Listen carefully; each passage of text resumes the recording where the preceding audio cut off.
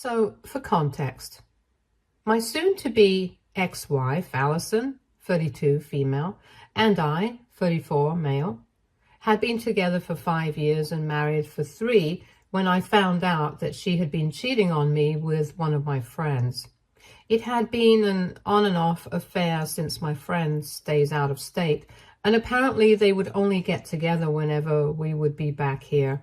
Unfortunately, one of those times she ended up getting pregnant, and for the past few months we have been raising her son together. I have been raising him, believing him to be my child, when all along his father had been my friend and not me. Allison could have told me about it right from the beginning and done the decent thing, but she chose to keep this all a secret, and I never would have found out about any of this. But I came across some pretty incriminating emails on her laptop a couple of months ago. It was a conversation between her and my friend, where he was telling her that he wanted nothing to do with her or the kid, and wanted to end things with her because he was not ready to be a father or take up that kind of responsibility. And she was begging him not to do that, but he had his mind made up. After I came across that email, I put 2 and 2 together by reading through other emails and chats, and after confronting her, I decided to file for a divorce. It has been extremely emotionally draining for me, and the past couple of months have been difficult. But Allison has made it worse by trying to get child support out of me.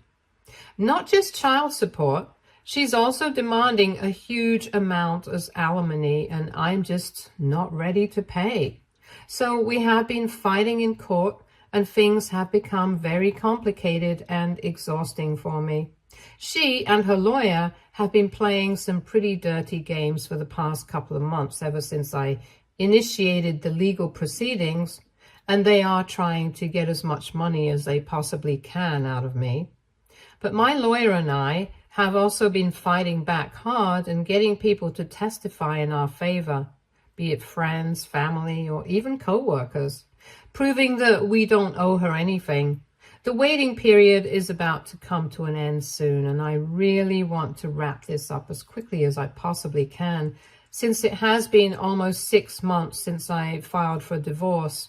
Things have become pretty drawn out because we live in a state where, regardless of the paternity, if a man was married to and has parented a kid with a woman, they are liable to be recognized as a legal parent of the child, and that's what we are struggling with right now. The only problem in the situation has been my older sister, Hannah, 37, female, who has been acting very strangely and actually expects me to help Allison out. It all started a couple of weeks after I filed for divorce, and Allison decided that she was going to demand child support from me, even though I was not the legal father. She knew that, I knew that, and it had even been proven in court, but she was trying to take advantage of the law and try to twist it in her favor. I thought that it was really unfair because, as it is, it was very difficult for me to come to terms with the fact that the son, who I had been raising so far, was not related to me at all. I was having to leave behind an entire family that I thought I had. My wife, my child, just so that I could start afresh. I have a normal job and a mediocre income, so I really did not think it was fair for Allison to demand child support from me, knowing that I could not afford to be spending money on a kid that was not even mine. It was harsh, but it was the truth, and I really wanted nothing to do with her or her son anymore after I had wasted almost a year of my life, including the pregnancy, on them anyway. Besides, she was the one who had cheated on me, so I did not understand why I needed to be punished for it. She had always relied on me for money because she had never taken her job seriously and was always overlooked for promotion, so she had been stuck in her job for a really long time. Her company did not really pay her well, and her position did not seem to improve with time, so she had always been heavily dependent on me for money. And while we were married, I did not have an issue with it. But now that I knew that she had been cheating and that her son had nothing to do with me, I did not think it was necessary for me to worry about her financial situation. I knew for a fact that she would end up struggling without me, but I couldn't bring myself to care about it. And I thought that it was fair enough. However, my sister thought that I was being heartless and told me as much. In the first couple of months, she would only try to convince me and keep telling me that Allison had kept in touch with her, and every time they would speak, she would be doing worse than before. Her financial situation was dire because even her parents had to look out for themselves, and the most they could do was offer her a place to live. But she had to contribute to the expenses, and it was becoming difficult for her to continue to afford a lawyer for everything. I had a pretty straightforward solution for that. She could simply just not drag out this whole legal mess and accept my terms. That way she wouldn't even need a lawyer for long. But for some reason, even Hannah thought that I was being unfair, and that since I had been raising the child for the past couple of months, I should continue to do so, even though he's not related to me by blood, and my refusal to do so is an indication of how heartless and selfish I am. I don't understand her logic, and to be honest, it's just been a few months. I was pretty attached to the kid when I thought he was our son, but now he just reminds me of the fact that my wife had been having an affair with my friend. I don't know if it's the right or wrong thing to do, but I know that I can't stand the idea of contributing to her expenses and paying child support, especially given the circumstances. So after a few fights, I decided to cut Hannah out of my life because she kept siding with Allison, and it was getting really exhausting for me to deal with all of this. For a couple of weeks, she kept texting me and trying to call me, but I did not respond. And when it got too much to deal with, I decided to block her altogether. But she did not even stop at that. She gave it a rest for a couple of weeks, and I thought that it was almost over. But then she started showing up at my house. Not only that, she also started using other people's numbers to contact me and tell me that what I was doing was really wrong. Eventually, it got to where she was acting totally crazy and threatening to testify against me in court if I did not pay child support to Allison. It made absolutely no sense to me because from what I knew, it was not like they were particularly close. Neither did she stand to gain anything from this unless they had some arrangement that I was not aware of, which, as it turns out, was the case. Anyway, when she started to threaten me and say that she was going to testify against me in court if I did not pay child support, I really started to break down because this was my sister that we were talking about. And the fact that she did not seem to be on my side here, even though I was clearly the victim, just did not sit right with me. When I asked her for an explanation of all of this, she just told me that her maternal instincts had been going strong, and she just could not bear to see another mother in pain, struggling financially, and trying to find her footing after I abandoned her.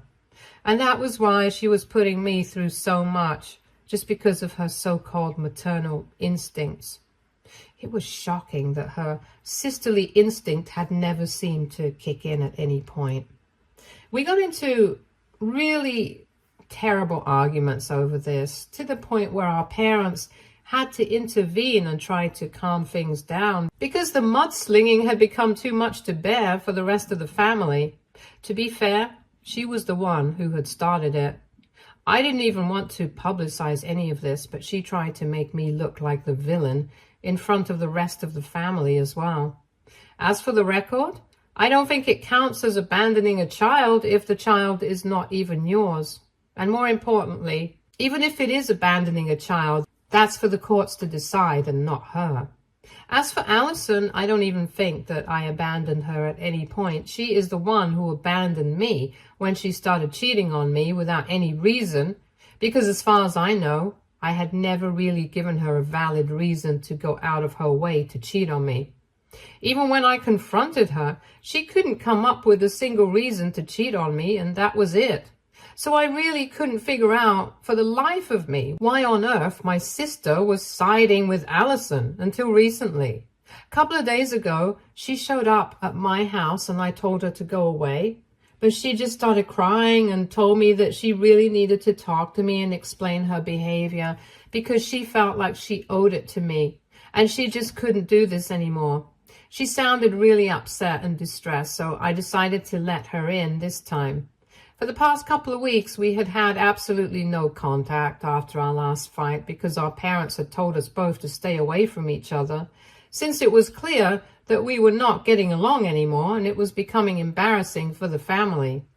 It was almost over a month since I had last spoken to her or heard from her, and I was quite relieved without her. But when I heard her talking in that depressed voice outside my door, I couldn't help myself and I let her in because I really wanted to know what was actually going on, and it seemed like she was finally going to offer a real explanation. So I let her in and she totally broke down. She hugged me and told me that she was really sorry about everything that she had been putting me through because it had all been really selfish. And she confessed what I already knew, that those excuses that she had been coming up with about maternal instincts and stuff were all just that, excuses. Then she told me that she had to make a confession about the real reason, and she wanted me to forgive her and not judge her. She then proceeded to tell me that the real reason she had been hiding from Allison so far was because Allison knew about one of her biggest secrets. Apparently, Hannah is no better than Allison herself because she also has a 3-year-old daughter with her husband, whom she has been with for almost 7 years and has been married to for 5 of those years. And yet, she has never told him that she had cheated on him with one of her friends from college when she had run into him at the union, and she and her husband had been going through a particularly difficult phase of their marriage. She had a short-lived fling with him, but she ended it soon after she found out she was pregnant. However, after her daughter was born, she got a couple of paternity tests conducted and found out that unfortunately the father of her child was not her husband, but the guy she had had that affair with. She had kept this a secret from everyone for a really long time until Allison finally discovered this last year. Apparently, the guy that Hannah had had that affair with from her college is now married to one of Allison's cousins, and I even attended the wedding with her last year. But what I did not know was that while talking to her cousin, Allison had discovered that her cousin's husband had gone to the same college as Hannah. And when Allison brought that up with her cousin, she seemed to get upset. That's how Allison found out that Hannah had had an affair with this guy. And the reason he had was because he had found out that she was married, which she hadn't bothered to tell him. Thankfully, this guy seems to be a decent chap, and he had been very upfront with his wife, Allison's cousin, and told him about his previous affair with Hannah. He had to tell her because even after he had ended the affair, she continued to reach out to him periodically and would try to get him to be a part of her life again because she was still having a troublesome phase with my brother-in-law. This behavior continued throughout her pregnancy and even a couple of months after that, until she finally realized that he was not coming back, and she stopped reaching out to him. She hadn't even told the guy about the paternity test, so he had no idea that he had a daughter, and my brother-in-law thought that he had a daughter, but in reality that was not his child. It was all very messed up, and on top of that, I realized that Allison had never mentioned any of this to me, even though this was my sister that we're talking about. Hannah told me that after finding out about her affair, once she had attended her cousin's wedding, she came back and confronted Hannah about it, and she had to admit the truth. But shockingly, they actually ended up bonding over it because even Allison had been pregnant at the time. And she suspected that the baby was not really mine. And since Allison had promised to keep her secret, Hannah had decided to trust her and had even told her about her daughter's real paternity. It was very disturbing that they had bonded over something like this, but what's worse was that now Allison had turned it all around and was using that information against Hannah. And apparently that was why Hannah had been acting so strangely with me for the past couple of months and trying to get me to agree to Allison's terms, because she was threatening to expose her to her husband and even tell him that their daughter was not really his. Obviously, Hannah does not want that to happen anymore because she has managed to fix things with her husband, and the affair and stuff is a thing of the past. She does not want to put her marriage and her daughter's life at stake, but unfortunately, Allison already knows too much, and that's why she had me threatening her, trying to get me to agree to her terms. She had been trying to keep this up for the past 6 months, but now it was just getting way too much for her to handle, and she decided that her best bet would be to just come clean to me and tell me the truth, and then maybe I would help her out. What's the most shocking about this was that firstly, she had actually expected me to help her out after everything that she had told me, which just proved that she was just as terrible as Allison, if not more.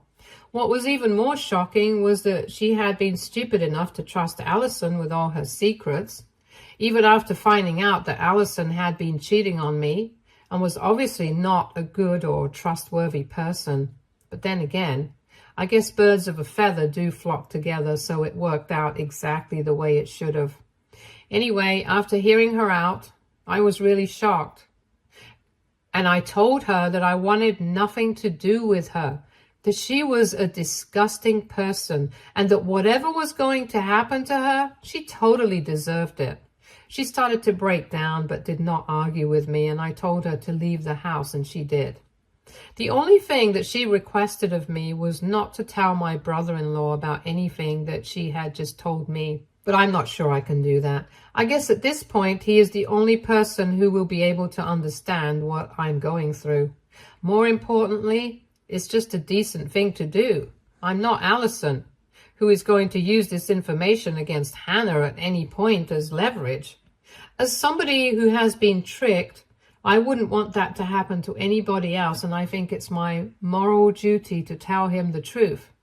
But at the same time, it's really none of my business. So now, WIBTA for telling my brother-in-law that my sister had had an affair and he's not the real father of their baby. Update 1. Thank you so much to everybody who responded to my post, and for those of you who are wondering, yes, I did it. I knew that it was the right thing to do. I was just waiting for reassurance because I knew that it was going to be a difficult conversation to have. I knew that it broke my heart when I got to the truth, but ultimately, I had to find out so that I could do what was best for me. And for my brother-in-law, he has been raising his daughter for 3 years, believing her to be his own.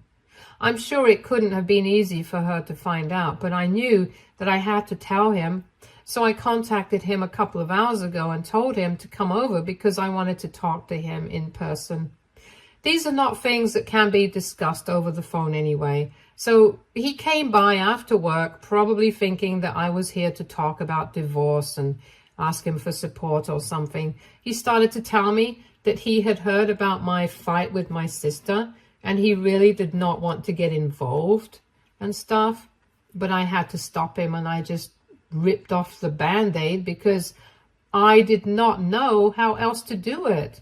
It really hurt me to do it as well, because for a couple of seconds, he could not even process what I had said and was in total denial. He kept insisting that whatever I was saying just couldn't be true, that he knew for a fact that she would never be disloyal to him, and that Hannah would never lie to him about his daughter, at the very least. He told me that even if he believed me, I was telling him the truth about her affair. He refused to believe that she was lying to him about the paternity of her daughter, and wasn't just lying to him right now. She had been lying to him for 3 years. He refused to believe me, but then when I told him that was the truth, he broke down. Something inside of him just snapped, and he started sobbing like crazy, and I could do nothing but just be there for him. Mind you, he and I are not particularly close, but at that moment, I felt like he was family to me, even more than Hannah herself. He was actually shaking while crying, and I could feel what he was feeling, to be honest. I tried to console him, but honestly, I really couldn't come up with words that would be enough to console him. I hadn't even been able to do it for myself. How could I possibly do it for him? Anyway, he was not in a state to respond for a couple of minutes, and then he started to tell me that he had always suspected that she had a thing with one of her college friends because she would talk about him a lot and constantly compare the two of them, and they would even fight about him. But she had always reassured him that there was nothing going on there. And honestly, even if there had been something there, he was totally over it, because now, ever since their daughter had been born, he knew for a fact that both of them had been dedicated to each other as parents and as partners. But the one thing that he had never suspected was his daughter not being related to him. I told him that he could still get another paternity test conducted, because we didn't need to just blindly trust whatever Hannah was telling us. But honestly, both of us knew that it was going to be pointless. Neither would Hannah lie to me at this point, nor would I lie to him.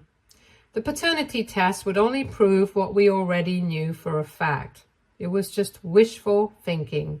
He told me that it was not going to change anything between him and his daughter, and she was still going to be his little girl, because whether she was his blood or not did not change the fact that he had been raising her for the past 3 years.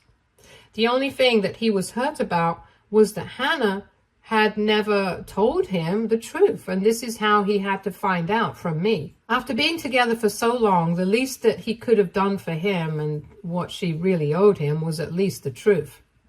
After talking to me for a bit, he started breaking down again, and I really felt terrible for the guy. I actually started to feel bad for having told him at all, and I started to regret my decision. But then, I guess he had to find out at some point, and somehow. If not me, maybe Allison would have told him, and she wouldn't even have been there for him the way I was being there for him right now. She would have done it out of spite and for revenge. Maybe that's why Hannah had to come clean to me with the truth, because she knew that I was going to tell my brother-in-law, but at least I wouldn't do it the way Allison would. She just didn't want to have to do it herself, I guess. It was pretty cowardly, but I guess by now we have established the fact that she is definitely a coward. Anyway, he spent about an hour and a half at my place, and by the time he was ready to leave, he was still upset. But at least he was not sobbing. I offered to drive him back home because I did not think that was a good idea for him to be alone at the moment.